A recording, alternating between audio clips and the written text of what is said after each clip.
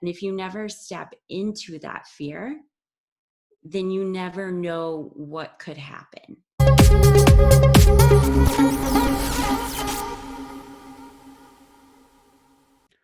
So, hello, beautiful people, and welcome to Anyone Anywhere podcast. So, today I have the pleasure to have with me Bobbi Klein. So, let me do a quick intro about Bobbi.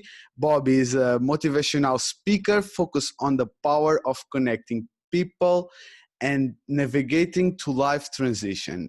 Bobbi is also an event marketer who loves to live life to the fullest. Bobbi also loves meeting people and makes friends, especially at coffee shops. When the world began to shut down, she innovated and brought back these conversations with her new podcast show, Coffee with Bobbi. So, Bobbi, thank you so much. How are you today? Great. Thank you so much for having me on today. So, I like to ask to my guests, can you tell me a little bit about you for the listeners and viewers that still don't know you, please? Yes, of course. So I am Bobbi. I am a motivational speaker and event marketer currently in Indianapolis, Indiana, here in the US, and bounce back and forth between Houston, Texas, and Indianapolis at the moment with family.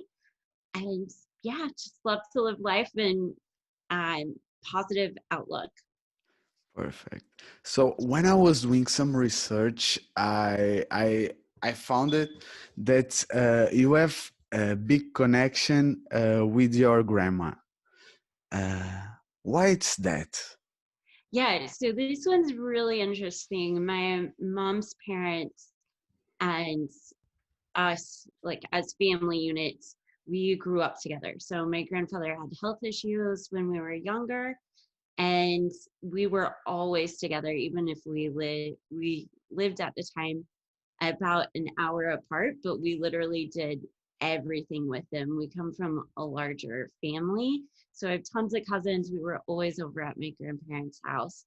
And then when I was 12, my father passed away, all of a sudden. So, and then we were living close to my grandparents. And then it was just best suited that my mom moved the three of us kids at the time and herself and with my grandparents. And just as a cohesive family unit to make sure everybody was helping each other out. And this has evolved through the years. My grandma's turned into like a second mom. And it's quite funny because like even her other daughters besides my mom, um, there's four of them, and she'll ask me to do stuff that she won't ask the other kids to do. She's like, no, you don't understand how to do it. I'm going to wait for Bobbi to come over.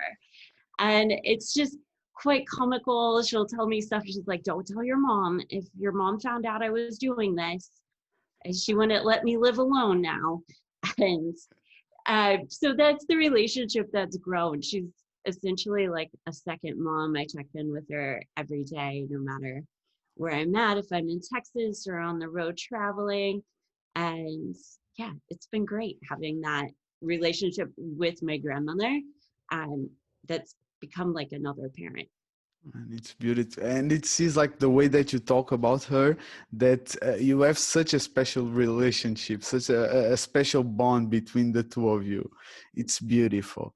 So I want to go in the event back that you told about the death of your father, because my father already passed Mm-hmm. also. And for me, it was something important that teach me to give value for the ones that are still here. How it was for you? Yeah, my grandfather, so it's my mom's parents, he's stepped into that role for both myself and my brother and my younger sister at the time. And it was just one of those love, like kept us on the right path. If there's something we needed to learn, we learned it. He was, my grandfather was a lawyer and a probate attorney. So we learned things by the book. It was a stricter house at the time. Yeah, it was like, if it's going to be done, it's going to be done right. And yeah, just living in that atmosphere and having that impact in my life definitely has helped, because I could see like if I didn't have that, I knew I wouldn't be who I am today. Beautiful. I love it. And let's go now to motivational speaking. How that appear in your life? So I've always been on the creative path. And I actually did my master's at the University of Barcelona in international relations and international econ. So this is a wide segue from going into foreign public policy route and economics into where I'm at today. So when you look at it, you're like, how in the world did this happen? And I had done photography in the past. I was in event marketing, and it was one of these things where I was always connecting with people. And even with the photography world of doing lifestyle photography, I would take gorgeous photos and then post inspirational messages underneath it and thoughts that came to mind. And then once COVID hit here in the US, and my boyfriend and I were planning on taking a 7-month event marketing work contract where we would be on the road nonstop traveling. And that fell through. And I just had a lot of time to myself. I know deep down that, like, I knew a transition was coming. Mm-hmm. Last year, I didn't know how it was going to happen. I didn't know what it looked like. And just spent lots of time meditating, praying, spending that time journaling. And it just kept coming up, like, you have to speak it. You have the words. Now it's time to speak it and share it. And then I tried to get away with it of, I'll just post another pretty photo and message underneath it. And then, no, it was like, you have to physically speak it to connect with people. And I've just stepped out and started doing it and speaking to groups of all sizes. And I love it. And how that make you feel? At first, like, you're definitely in this state of fear of judgment, of what people are going to say who are closest to you, who haven't seen this light that you're currently in and currently sharing. And most of that was just like my mind playing tricks on me of, you've got to keep stepping out in faith. And even if it's the smallest steps, sure, some people might criticize you or may not like what you're doing. But then once you get over that fact, then you're like, okay, like, why not try something new? Now is the time. I'm not busy working 14-hour event days. So I was like, I've got time. Let's try it. Beautiful. I love it. And it's just execute. I love the Yep. idea. It's passing that, because I think everyone has that part, that thinking about the other person's opinion more than our own. And when you can pass that barrier, I think it's wonderful. You start to grow as a person. Um, do you believe in having a purpose in life? Yes. Do I believe that we all have one specific purpose? No. I feel like our purpose evolves over time. So there was a time, previously 10 years ago where my purpose was, to go to events, to meet people and to connect with people there. Now has my purpose evolved? Yes. In the way it still has stayed the same, of like empowering those connections and teaching others that we need to connect with other people, even in this world where, contacts in real life might be minimized, but we still need to have it. And in the digital sense, it may not be the same, but the purpose, it's still there, but it continues to evolve. So is it a one size fits all box? Like when you were born, here's your purpose? I don't think so. But you just have to hone in to the time that we're in and, be authentic to your true self. I love it. I love it. So if you can give advice for a person that maybe it was in the same position that you were a couple of months ago, which advice you give if I was too afraid of trying, maybe not to speak, but a new job or a new hobby, or which advice you will give me? Well, one, you probably are going through this space of denial of like what is really happening. Like, why is my life collapsing? Why don't I have this? This year is probably not going to be the best. And you can continue to wait in that pity party that you have for yourself, or you can see it as an opportunity to grow. Like, maybe this has happened for a reason. Maybe it's for a reason to get you onto that right path. And sure, you may not know what you're going to do next. I didn't know what I was going to do next, but just take that time to really focus on yourself. A lot of times we try to have everyone else's like problems and hold on to that space for them without really realizing what's happening internally in ourselves, and use it as a shield, as to like, I don't want to go deep within, so I'm just going to listen to everybody else and what everyone else says. So once you spend that time, figure out what things you enjoy. It can be totally different from what you were currently doing. It can be similar to it. And, at this space, we all have time. And why not try it? Sure, you might fail, but from failure, you can learn so many lessons. And you might find something totally new about yourself that you enjoy and that you love to do, that brings you to a place of more happiness. And I love it. And how do you think that that inner voice that you were talking about? What is for you one of the ways or the best way that we can listen to, that we can start listening to that voice? I feel like each of us has a different way of connecting with that voice. For some people, it might be quiet meditation.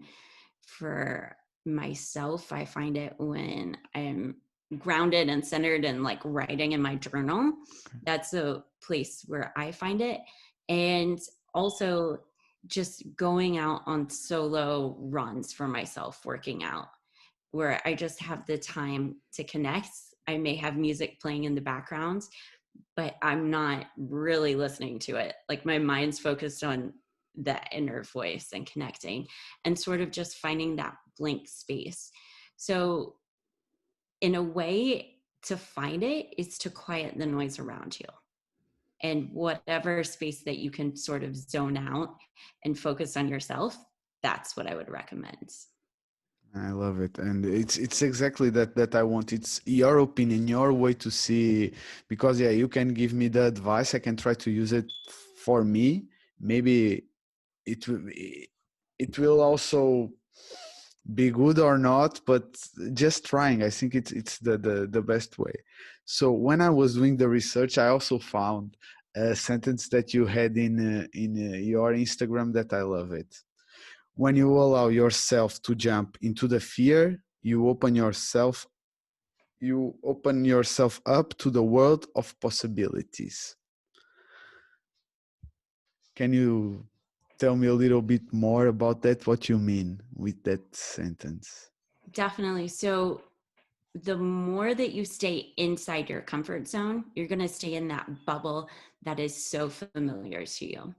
You know what's going to happen. You know what the boundaries are.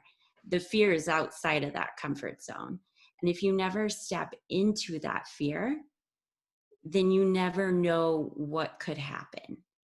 And I'm not talking, a lot of people associate that with, the negative and the bad things that can happen and can come out of it. But if you flip the script and think of, if I actually try this, sure, it might be scary, it might be intimidating.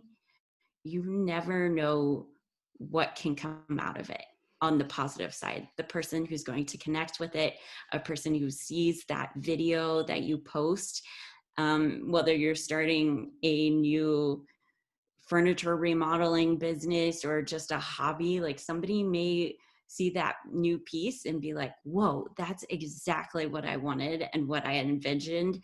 How much do you want for it? You know, And if you never put that out there to the universe, you would never see that possibility. And what is the way that you can, that you think that we can that give that little steps to start to coming out to our comfort zone? Well, one, depending on what it is, like just step into that fear. So take, for instance, working out. Okay. So that's something that we can all relate to. And if you have not been working out in a long period of time, and, sometimes that first step might be putting on tennis shoes and going for a walk outside. And I'm not talking about a long walk by any means. You might have in your mind that you need to do a 5-mile walk. But if you essentially go on a half mile or a kilometer walk at first, that's step one. It's just walking out the door. Every day you're building upon that.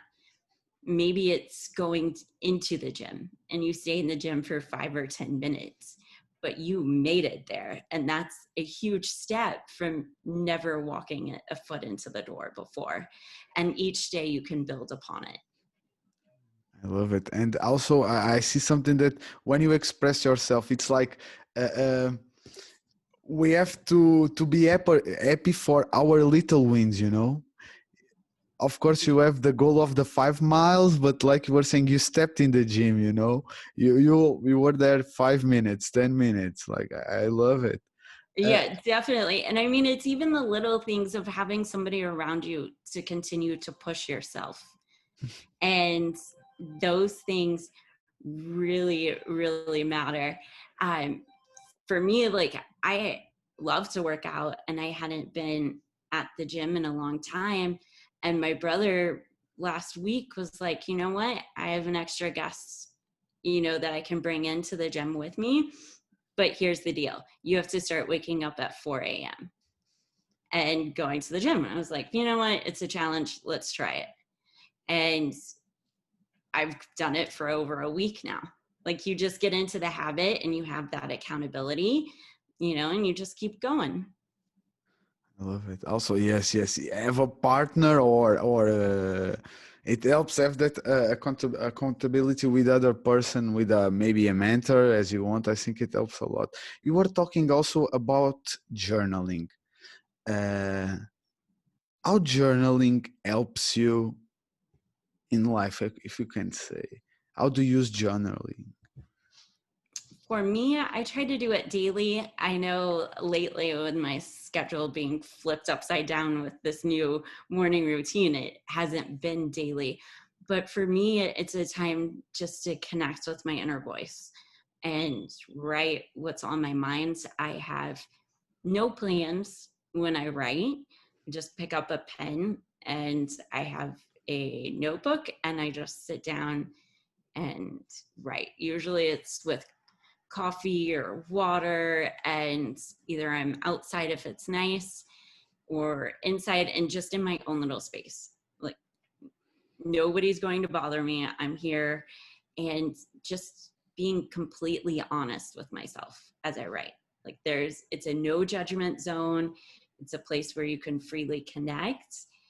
Sure, ideas come to mind on like new content, new ideas for speaking, things that can help people, or it's just like daily things that I see as being like great, things that I'm thankful for, things I dream about and vision board style, or even, like what really made me mad the other day, and I wasn't able to express it. I'm going to write it down here. But it's just a space where you can be open with yourself and sort of lean into that and just write. Okay. It's something that you started, it's a long habit, or you started recently? No, I've been doing this for years. Okay, nice, So nice, even when nice. I'm on the road, my on the road travel habit used to be, I would wake up early, even if I was working 12-hour, 14-hour days, wake up early, go for a run or go work out at the hotel outside in a new city, come back, get ready for the day, go grab coffee, and then have at least I would try to make like 10 minutes for myself to just sit there in that space and write. Um, some days it was longer, other days it wasn't. And that was my form of finding like Zen space, as you would say, because I was surrounded by people nonstop from the moment I went to work until the moment I clocked out. And yeah, it's something that I think you were talking also about morning routines and habits. Can you tell me a little bit more about your morning routines and night routine if you also have? Yeah, definitely. So, like I mentioned, morning routine is sort of shifted since I'm now waking up at 4 a.m. So it's an early wake up call now. I'm 4 a.m. and just throw on clothes, brush my teeth, and head out to the gym by 4:30. Work out for about an hour, come back home. I'm usually I'm having water, having coffee, have that time to myself. My boyfriend and I have our morning routine of like, this is our dedicated time that we love. Like, there's not any other family around. It's our time. I have that time to converse. And then, like dig into the journaling. The morning day, I always try to watch sunrise. And that's one of my ways to like connect with nature and get circadian rhythm set. And normally the phone doesn't come out until like later on. Like it comes with me to wake me up in the morning for this early morning. But after that, like I'm not checking emails, I'm not checking Instagram right then. Mine's just sort of set. And for the evenings, it's pretty similar. I don't really watch a lot of TV, and that bothers my boyfriend. And he's like, I just watch one show. That's all I'm asking. All I'm asking. But I'm a person like my mind just goes to other places. So I try. Um, so we find a balance with that. We'll maybe watch one show. I try to put the phone away half an hour before bed. Everything's on night mode or red filters to minimize blue light. And, lately I've been in bed by 8:30 because I'm waking up so early. So I'm like an old person right now, but which I laugh at saying that, but I'm like, well, my grandma doesn't even go to bed early. She's up all night. Like she doesn't even sleep all night. And so yeah, the routine's a little different now, but even when I wasn't doing the early morning workouts, I'm still in bed, like minimized tech at night. And, I prioritize solid sleep time. I think it's quite important. I love it. I love it because I think first of all the it's good that you use your morning, because I think it's the part of the day that we can have more time for us, because after you have your daily life that sometimes take control of us. Right. And you were talking about your mind. How you describe your mindset?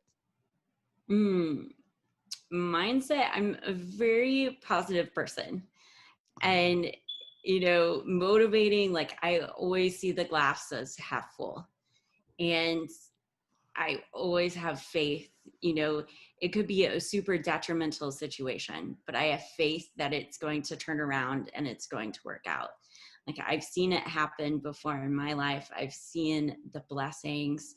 And that's one of the things that I always try to remember, like no matter how hard a situation is, whether it's having work and working nonstop to going to this, new norm of, it's time to carve out and create your own path of, trying something from scratch again.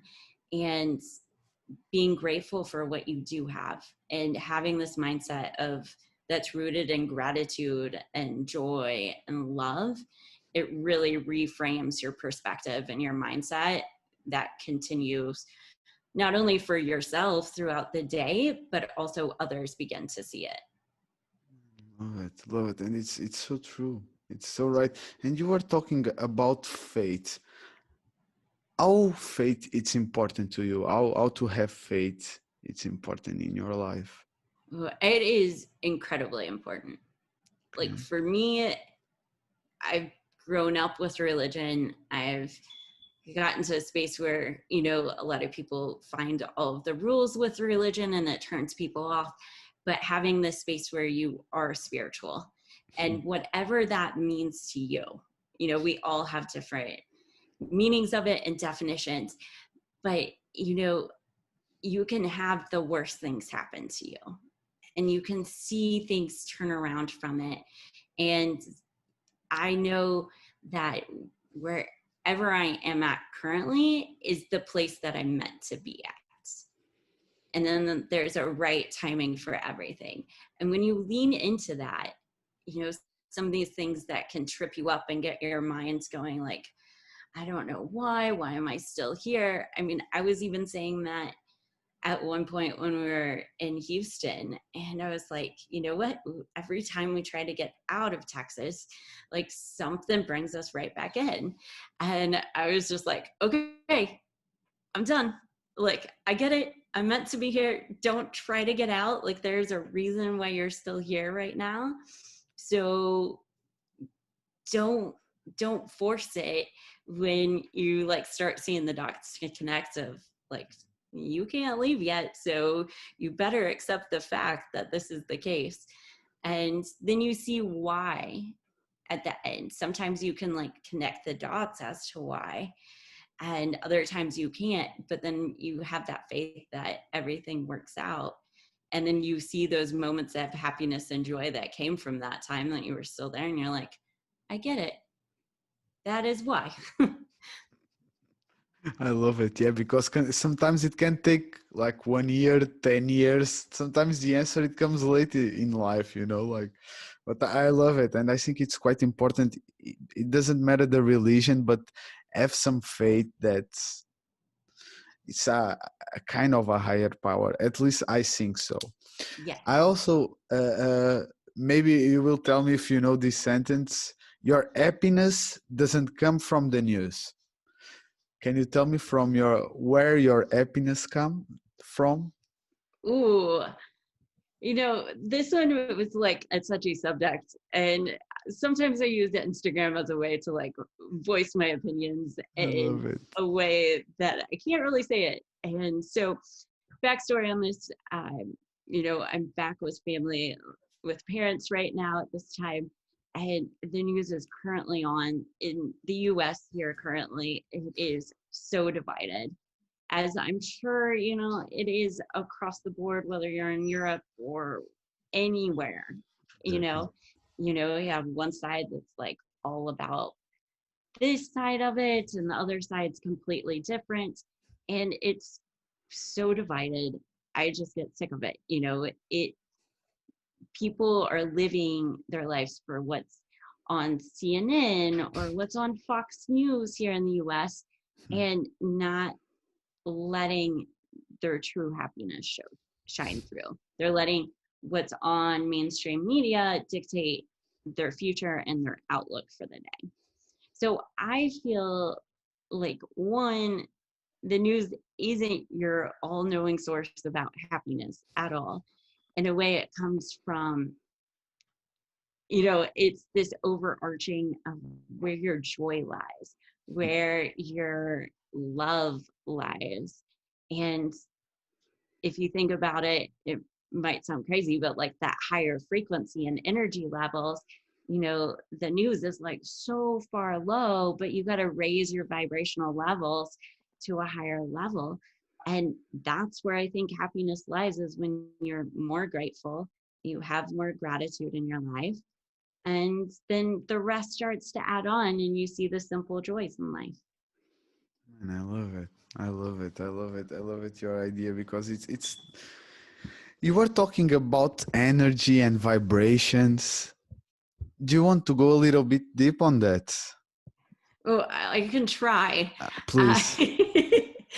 so every emotional states and people as a whole, individuals have different vibrational levels. Okay. And at these levels, I mean, you can have the lowest where probably it's super negative and you don't want to be around somebody.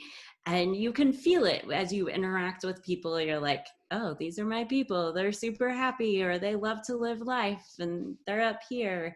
Or somebody's really negative and narcissistic, they're going to be a lot lower on the spectrum. And it just raises as you go through.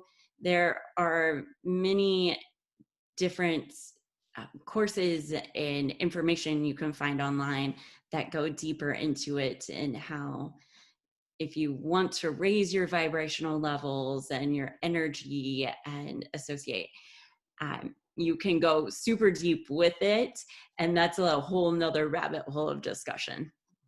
Okay, but and let's just give me a little advice. Just what is the best way to put my vibration in a higher level?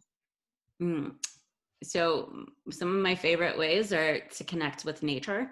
Okay, You know, it's the getting to sunrise. be wintertime. It's chilly. We are all living inside even more. Um, but just going outside, like taking a walk, grounding, walking barefoot, just for a little bit and connecting with the earth, that's an easy way to raise the vibrational level. And honestly, too, like doing 3 to 5 things that you're grateful for. Man, love it. And if I want to search more information about it, can you tell me some book or some maybe YouTube channel that you use it? Because, and for the listeners also that are interested in this subject. Well, I don't have any right off the top No of my head problem. on this subject, No but problem. there are a bunch of different sources. Okay. Like once you start Googling it, you'll see everything that Rabbit. starts to Oh, pop up. Yeah. yeah, like you were saying. So now I like to ask to my guests, what is your definition of success? Mm. So this is one that changes over time. But after having a variety level of success and so forth, I would deem success as one that is not rooted in wealth, but is rooted in overall happiness. You can have all of the money in the world and still not be happy with your life.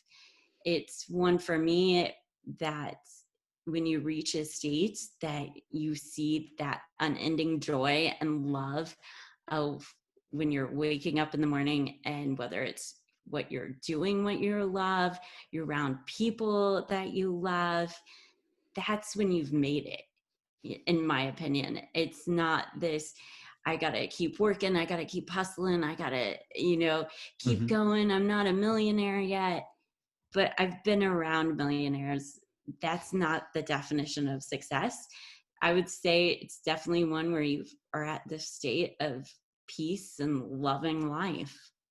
Man, love it. And yeah, exactly. I think yeah, it's a great description. Peace and love it life. If you have to to put it, I love it. The subtitle of the picture, it will be that for me. So I have another sentence from your Instagram because I love it. What are you doing today that is bringing you closer to your dreams? I love this question. I love it. And I Yeah. want to ask you, what are you doing? What am I doing? Please. So today, what I'm doing to put me closer to my dreams is continuing to put out new content, new inspiration and motivation that connects with people. That's how I got connected with Vasco. And, you know, starting to build upon it. So today I started, there's a website called Buy Me a Coffee, and just developing that as a new way to provide to my audience and provide more value. I love it. Let's go a little bit on that. What the listeners and the viewer can expect when they go to listen your podcast? Can you give me? So right now, the podcast, The Bobbi Klein Show, is the overarching podcast.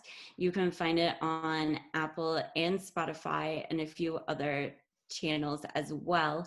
And on this, you will find Coffee with Bobbi episodes where I interview someone from all walks of life. You don't have to have thousands of followers. You don't have to have this grand old story.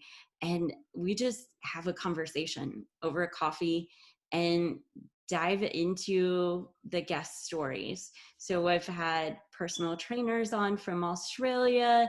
We've had people on who are currently in Colombia in the tourism industry. We've had fashion and lifestyle influencers on. Okay. I had a songwriter on yesterday. So it's just having a conversation that you would find at your coffee shop. So if you're open to speaking to people over a coffee, that's what I'm doing. And many of these guests that I have on, I've never met before. We've only met via Instagram or another social media and got connected. Some of them I have met in real life. A couple of them have been family members who are doing really cool things in the world. And also on the podcast, you'll see different motivational videos that I have done, and then the audio is stripped from them, as well as we're going to even get into some like daily motivation, daily mantras to get you set for your day. Love it, love it. Let's talk a little bit about that new projects that you have. So, which new projects are you bringing on the table? New projects. Yeah, yeah. Oh, the podcast is a huge new I love project. it. I love it. The idea, first of all. So thank you. I first started this in end of September on a whim. Like I was having coffee outside in Texas and it was like, you know what? I'm going to start this. I'm going to see what happens. I'm going to see who I can bring on and go for it. So we started on Instagram Live and doing conversations there. And from there, it's evolved into having it on Zoom and Facebook Live. And then it is now on the audio podcasts. Apple and Spotify are the main sources for those. And YouTube's in the works for it, as well as, you know, developing new content and just bringing value overall and things that I want to see that I currently don't see in the world.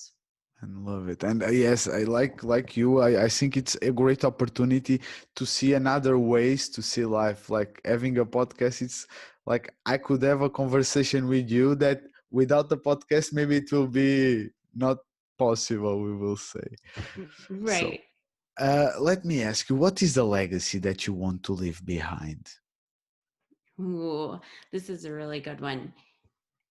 For me, it's having the family and the friends and the relationships and keeping those of utmost importance. Like if somebody can tell me at the end of the life, like you really helped me or you really inspired me to go for my dreams, or I love the way that you took 5 extra minutes.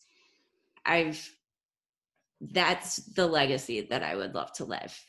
If, you know, I've seen end of life care, I have seen people who hold regrets for not trying new things. And that's sort of been the driving force of, you know, why not try? If you fail, okay, like learn from it and start something else.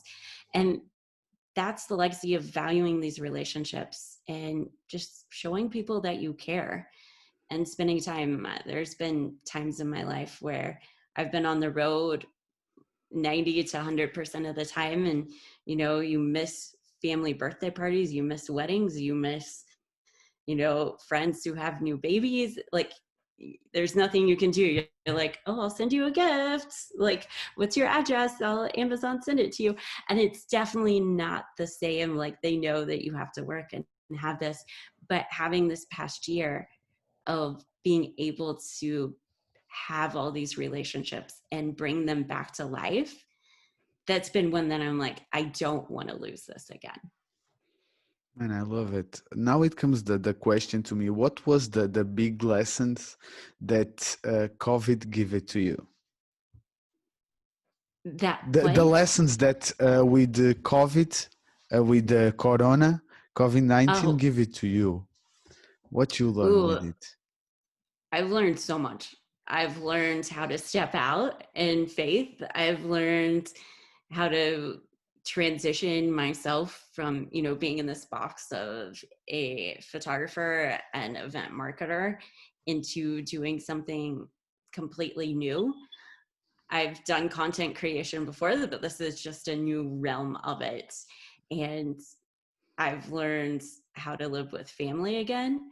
And that's been one of the biggest blessings. I would say, like being around nieces and nephews and endless calls of, Bobbi, can you come play babies with me today? From a 4-year-old. And you're like, I really gotta work. And you're like, no, I'm putting the phone down. Yeah, let's go have this moment. But those have been the biggest lessons of just like going for it. You have the opportunity right here in front of you. You can, like we said before, like wade in the sorrows of how everything isn't going right, or flip the script, and being able to do that and seeing the transformation that has happened. And another one that, like outside of work and that aspect of life and family life, like this is the first year in probably 7 to 10 years that I have been able to cook on average 5 nights a week in a house. Like, though some of the people are like, oh, this is like a normal everyday occurrence. And I'm used to, like, you get it, you've been on the road, Yes. and you're just like, man, I really wish for a home cooked meal. Like, do I really have to go out to eat again? And it's not been an aspect of like money or not having enough money to go out to eat. But honestly, like, I have had so much joy in the kitchen and not ordering takeout, not going to the restaurants. And everybody's like, you're in the kitchen cooking again? I'm like, yeah, like we're having steak and potatoes tonight. Like, oh, you want risotto tonight? Fabulous. Like, I'm going to make that. And just finding that joy that I haven't had for years again. I love it. I really, really love it. And the way that you see, because it could go in the two ways. Like you said, it see the glass half full and take the best of this experience and like take all these like opportunities that you were talking about, or you will have pity on you, or poor me, I'm not working now, blah blah blah blah blah blah. Like Frank, I love it. And which advice you will give for the persons that maybe are not seeing this situation as an opportunity? Just take a moment, pause, and list 3 things that you are grateful for. And that's the beginning of it. When you sit down and you list those 3 things, and it can be as simple as having food on the table and a roof over your head and being able to walk outside and see the sunshine. Like, that starts to put the perspective in place that, you have all these things that somebody else may not have right now, or not able to experience right now. And when you wrap your mind around that, your mindset begins to shift. Like, sure, I understand life may be hard. You may be out of work, unemployment may be running out. I get it. Like, I'm there. Mm-hmm. Am I making tons of money right at the moment from motivational speaking? I'll be honest, no. But this, I know I've got the time to do it. Mm-hmm. Sure, you might be thinking, like, I don't know how bills are going to be paid. I don't know how this is going to continue. But you have to have that faith that we talked about at the beginning, and start to see the things that you do have and the things that you get to do that others may not have that same opportunity right now. And that's where it starts to change. Man, lovely. It's just, yes, gratefulness, being grateful for just what you have, and starting from there, like the 5 minutes, the 10 minutes in the gym, the little steps that make you Yep. appreciate life. I love it. I love it. So I like to ask also to my guests some books or podcasts. I will put your in the description, but another ones that you want to recommend me. Ooh, so one of them that's been on the top of the list for a while, and you have to be in the right mindset to read it, is Judgment Detox by Gabrielle Bernstein. And this is one where, especially for now, I feel like a lot of people have this mindset of like, I'm not good enough, I'm not worthy enough. And you're putting all sorts of perceived judgments from others on you, especially if you're stepping out and doing something new. This is a book I highly recommend. I tend to pick it up at least, like, reread it once a year, once every year and a half. And it just puts everything into perspective of how to release that judgment, how to see that that judgment's not really there, loving yourself more, self-forgiveness. That's at the top of the list. And as for other podcasts lately, I haven't really been listening to much else. I tend to turn on sound music at night just to get to a space of calmingness. But lately, I've just been super focused on, this podcast that I have with the Bobbi Klein show and driving new content there. So I'm not consuming as much. Yeah, you are creating more than consuming. I understand. Right. I understand you. And you were talking about judgment. Some advice for the judgment when you were thinking about too much in the others people opinion, but not in your own. So if you're perceiving the judgment on you, so for instance, for myself, when I first started with the motivational content, I took small steps because as I was starting to post new content, it's totally different side that friends, family, fans had not seen before. Mm-hmm. And there's this big walls that are boxed up, like, how can you rebrand yourself? You're already as this, why do you Mm-hmm. want to change? And I just started out small. Like, I posted to TikTok first. I had a following from the days when it used to be Musically. I hadn't posted many things then or since then on it. And I was like, you know what? They're further outside of my circle of the criticism that I could get from posting this style of content. That's not going to affect me. Like, I'm not going to let a TikTok followers comment about how bad it is or how this is like, this doesn't Exactly. belong on TikTok, affect me. So I started with that, started to see it resonating with others, and then moved it closer into the circle with Instagram and started to see the same sort of thing. And it's like, well, okay, the next at bat is Facebook, and that's more, extended family seeing it and uh, things like that, as well as friends. And it's going to be even closer into that bubble of, what judgment I could face. And I realized, at the end of the day, I never really saw the judgment from anybody. The one time that I did start to feel it a little bit more, it was from somebody who came at it from a place of jealousy and that they weren't happy with their own life and taking the steps to like actually do what they really wanted to do in life.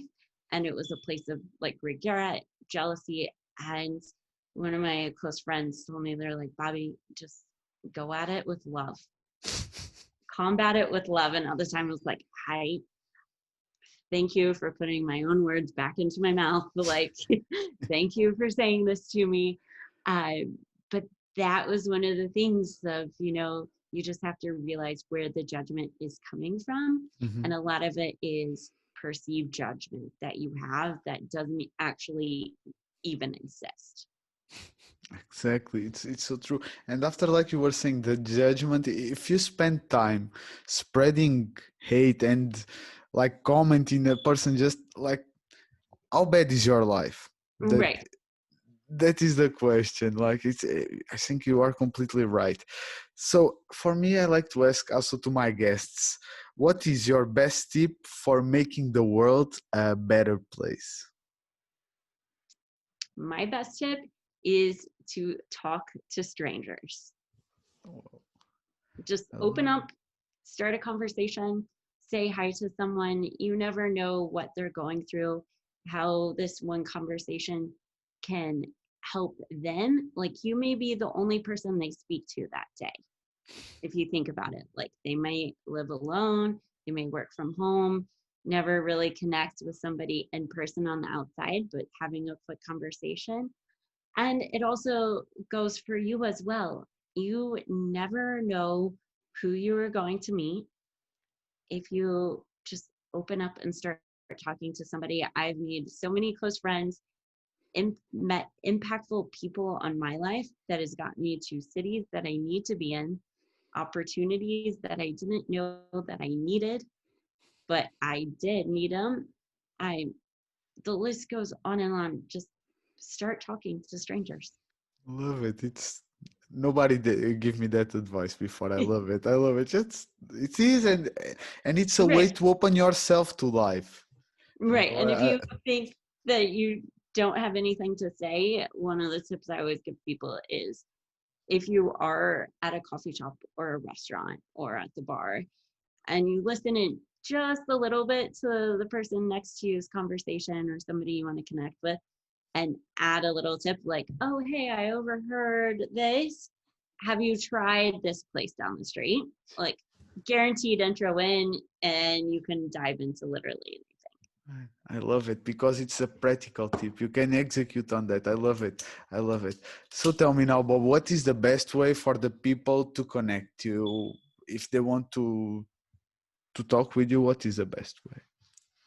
Best way is to find me on social media: Facebook, Instagram, LinkedIn, TikTok. Everything is at Bobbi Klein. And that links out to the link tree. All the links are in the bio for that. And send me an email. Emails in the bio as well of Instagram, but here it's Bobbi at indent.io. And yeah, send me a message. I read through all of the DMs and connect with everybody. Perfect. I will put after in the description of the video. Do you want to give me to me and to the listeners and viewers any last advice? Ooh, just enjoy the day and keep smiling. Love That's it. my advice to all of you who are listening. Just keep smiling. You'll get through whatever you're going through right now. And today is a new day. It's man, and it's I love it really, Bobby. Thank you so much for the opportunity. It was a great pleasure to have you on the show, and I love the way that you see life and the advice that you give me. The sunrise, the like, just keep smiling. I love it. Thank you so much. Well, thank you so much for having me on today. Okay, guys, don't forget to go to Bobby Instagram and give a thumbs up and follow her. Okay, thank you so much. Ciao. Bye. Thank Bye. you.